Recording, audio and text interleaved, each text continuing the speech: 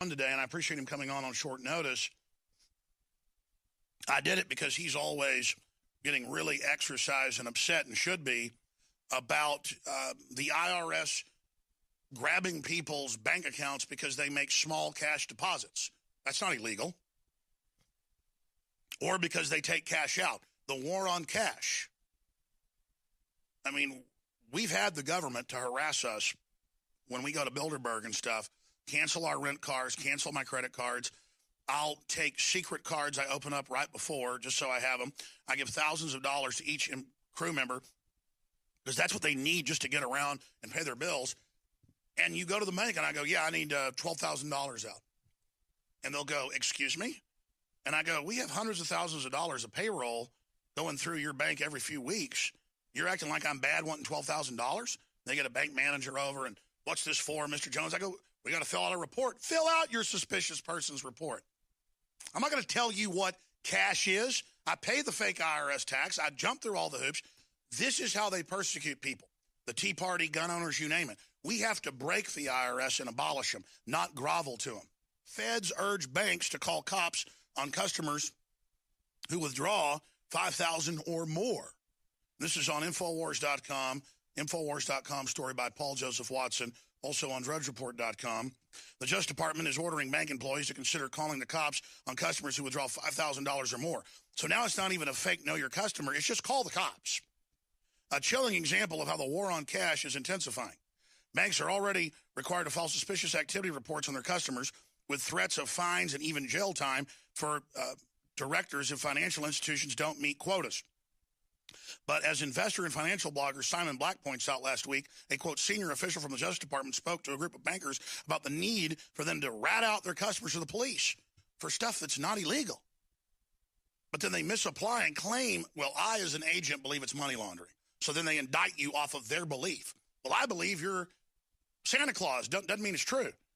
Assistant Attorney General Leslie Caldwell gave a speech in which she urged banks to, quote, alert law enforcement authorities about the problem so the police can seize the funds. See, because cops will say under federal asset forfeiture, $1,000 is something they're going to seize because they can test the money and find drugs on it. Almost all money has drugs on it, or at least initiate an investigation. So rat them out so we can bank rob them on the road when they leave. Gerald Celente, what in the world is going on? What are the elites doing? Because it's not just happening here, it's happening all over the world. And I know your pet peeve is this war on cash. They want us cashless so they can put global taxes, currency taxes, money transfer taxes, and track everything we do. They want to illegally surveil us.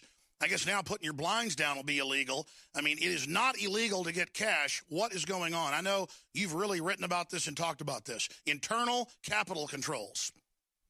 Well, on the money end, I wrote back in 2009 when things were really shaky. I tried taking money out of a key bank over here. We did a story in the Trends Journal about how they harassed me and had me sign all these papers. And I had to put up a fuss to get my money. And then back in, as a matter of fact, I even did it on your show. A few years later, it happened to me again at HSBC. Oh, it was an ugly picture. I threatened to call the police. They would not give me my money. And it was well over $5,000. And they kept asking me what I was going to use the money for. And I kept saying, none of your business. Who do you think you are? You didn't ask me where I got the money from when I put it in your bank. How dare you ask me? This went on for almost a day. Then you start adding up the pieces. 2011, Halloween night, the perfect time for the clowns to pull a dirty trick. John the Slime Corzine, everybody's Democratic lovely boy from Jersey, former head of the Goldman Sachs gang, a low-life piece of garbage who gets a free ride for bringing down MF Global. Remember I had my money with them? And I couldn't get it out.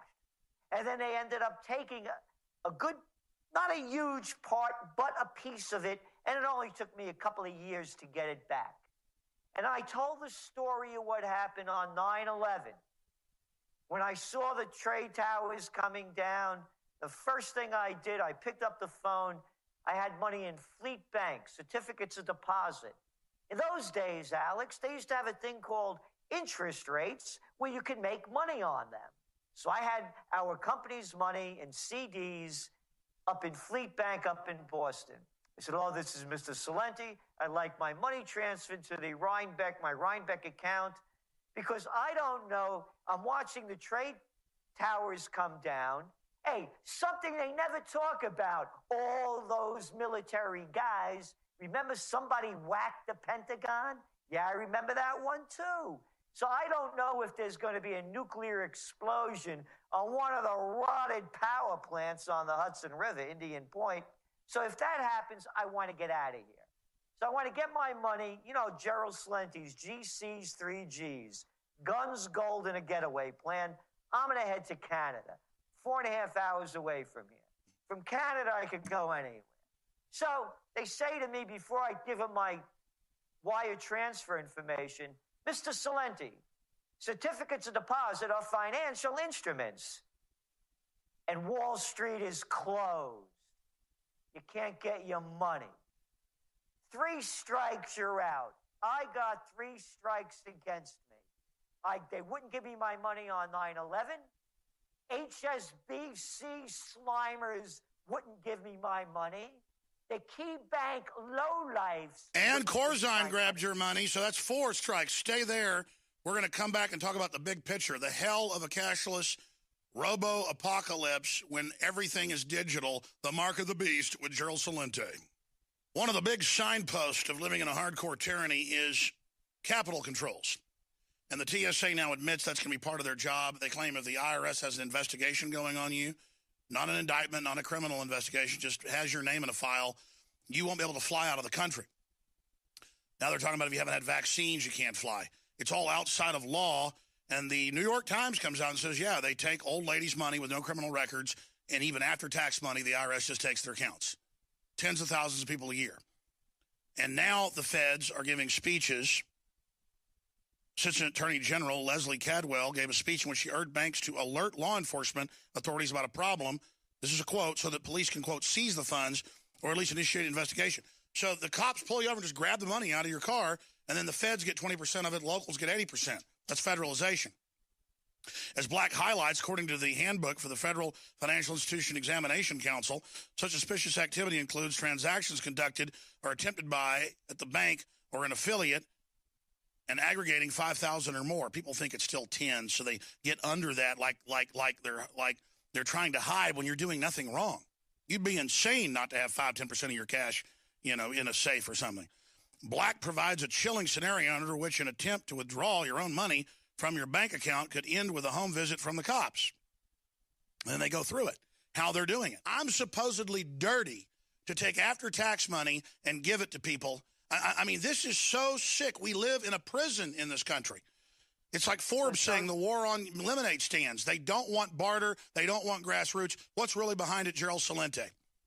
I believe that this latest issue about notifying the police with withdrawals is fear of a banking crisis. And that's why I was relating to what has happened to me in the past. They cannot afford to run on the banks because there is no dough in the banks to really cover this. You look what happened, Alex, at the end of 2014, when all of a sudden, Jamie Legs Diamond over there from the J.P. Morgan Chase gang actually gave Congress the language to put in about credit default swaps to be part of the balance sheet in banks. So essentially, all these trillions in derivatives and credit default swaps that the banks are gambling with, now they're covered by supposedly FDIC. And then you add on top of that the legislation with the bail-ins that allows the banks to grab your dough if it can't be covered by insurance. I believe that this is being done to dissuade people from taking their money out of banks and to penalize them when they do. Because I believe there's going, and it's not only me. It's Dr. Paul Craig Roberts. Well, we've seen the bail-ins in Cyprus and other areas. This is the globalist model everywhere else they've been. I mean, Obama's talking about tax increases by executive order, totally illegal. They're talking about grabbing education funds, calling them trust funds. I mean, they are really gearing up, Gerald. Exactly. And again, you look at David Stockman's work, all of us. We're all saying that this Ponzi scheme is going to collapse. You see what happens, Alex, even when they hint about raising interest rates. The market goes into panic because the low interest rates have allowed this Ponzi scheme to continue to go. And now they're doing it, of course, over in Europe with their quantitative easing, and over there, it's one country after another. So what we're saying is this is going to collapse. When it collapses, there's going to be panic. When there's panic, people will go to the banks. That's right. When they go to the banks, they're going to get nothing.